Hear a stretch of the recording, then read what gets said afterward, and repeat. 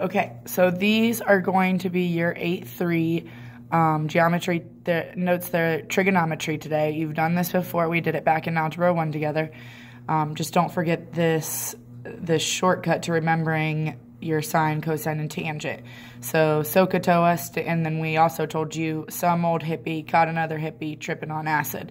So whichever way you can remember that, do remember that. Remember that S stands for sine down here.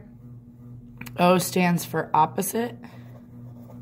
H stands for hypotenuse. It's a little sloppy. C stands for cosine down here.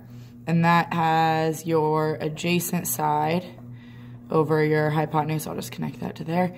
And then T stands for tangent, this last one. And that would be opposite over adjacent. Now remember, this changes based on what angle we're looking at. So if you're looking at R, this would be my adjacent leg and my opposite leg. Hypotenuse always stays the same. However, if I was looking at S, from S, R would be my adjacent side and S would be my opposite leg, and then T would be my hypotenuse still. So the very first thing it asks, it says find the indicated trigonometric ratio as a fraction and as a decimal. Don't so much worry about a decimal. If you want to type it into your calculator, you can, but more so a fraction. If necessary, round to the nearest 10,000th, so that just deals with the decimal. So if we're asking for sine of angle A, so over here I look at angle A, and I sometimes circle it. Don't circle with a pen because they're going to change up. You can see we're looking at B, D, E. So sine deals with, up here it said opposite and hypotenuse. So I find the opposite side. Here's the opposite. Here's the hypotenuse. So all I'm going to do is write that as a fraction. So the opposite is 30 over 34. And we did almost these exact same things last year. So go ahead and take your time and do numbers 2 through 8. Pause this video and do numbers 2 through 8. So here's what you should have for 2 through 8. 2 is 16 over 30. Cosine of A for 3 is 16 over 34. Cosine of B, number 4, is 16 over 34 also. So notice how we can still have the same stuff once we change our angle that we're looking at. It all depends on that. Number 5, sine of D is 16 over 20. Tan of E is 12 over 16. Cosine of E is 16 over 20. And cosine of D is 12 over 20. So make corrections if you have to. Now, the backside is a little bit more complicated. It says, find x, y, and z, round each measure to the nearest whole number.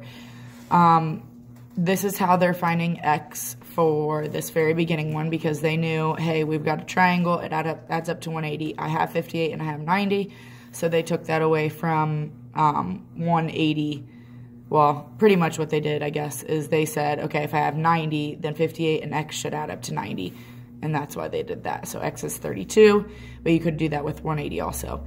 Then y, this is where it starts to get a little bit complicated. To find y, they did the tangent of A. Well, A was 58, so that's why they did the 58 instead of the A in this next step. Equals, well, tangent is opposite over adjacent. So A, opposite over adjacent, is y over 18. So that's where this y over 18 came from. From there, they just multiplied both sides by 18. And that's how they came up with this next thing. And you can just type this straight into your calculator. 18 tangent, 58 degrees. You don't have to put the degrees, just 18 tangent 58, and then it gives you your answer. Now, same thing happens with C, but C is a little bit more complicated because notice our variable Z that we're finding starts on the bottom. So they did the cosine of A. Well, A is still 58, so they substituted that. And then that's adjacent over hypotenuse. Well, adjacent is 18. See how it's connecting to angle A. That makes it adjacent. Over hypotenuse Z. Well, the very first step you're going to have to do here is multiply by Z on both sides. So that's why they have this. And then they divided by the cosine of 58. And that's where they got 18 divided by cosine of 58 is 34. So these are a little bit complicated. I'll show you a couple tricks that I know of, and hopefully that helps you from there. So my first trick is I usually circle the angle number they give me. You can never use a 90-degree angle because it will always give you the same answer, and it won't be right. So make sure you circle your angle number, or your angle measure, and look at the angles that you, or the sides that you have given. Well, they gave me the side that's opposite the angle, and they gave me a side that's adjacent to that angle.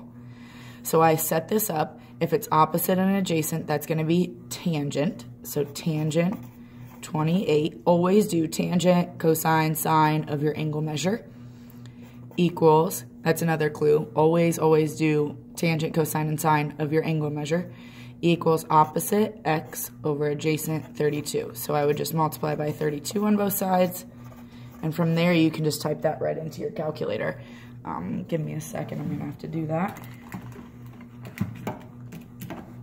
So maybe I can show you that on here if you weren't understanding before. So what I do is I type 32, and I'm gonna put times, I'm not sure that you really need it, but then tangent is right up here. So TAN, and then what was it? 28. So then I type 28, enter, and it should give me my answer. My answer is 17.01. And they want to the nearest tenth, so 17.0 is x. Okay, so let's try another one. I circle my angle measure. It's x this time. This is where we taught you something new last year, but it's not going to be new this year because, well, you learned it last year. But again, we look at the sides that they gave us. This is opposite and hypotenuse. So that's going to be sine of x, because it's sine of my angle measure, equals opposite over hypotenuse. Now, this is the new trick we taught you last year. There's always ways to get rid of x squared, to get rid of plus, minus something. There's also a way to get rid of sine, and that is sine inverse, or what a lot of you called last year, sine to the -1. So if you look on your calculator, so that gets rid of my sine, I get x equals. If you look on your calculator, see how sine has that -1 above it? Well, sine to the -1 above it, hit second sine, and then you type in that fraction. So 12 divided by 16. Enter. That gives us 48.59, so 0.6. 48.6. So go ahead and try that on numbers 3, 4, 5, and 6, and then you can pause the video and check your answers with mine at the end. Okay, so number 3, you should have gotten x equals 22.6. That one used, tan, and we had to do tan inverse just to get rid of anything. So if it was cosine, we had to do cosine inverse. Number 4 over here was 76.0. When I rounded, it was 75.59, I believe, or something like, or 95. And so I had to round it up.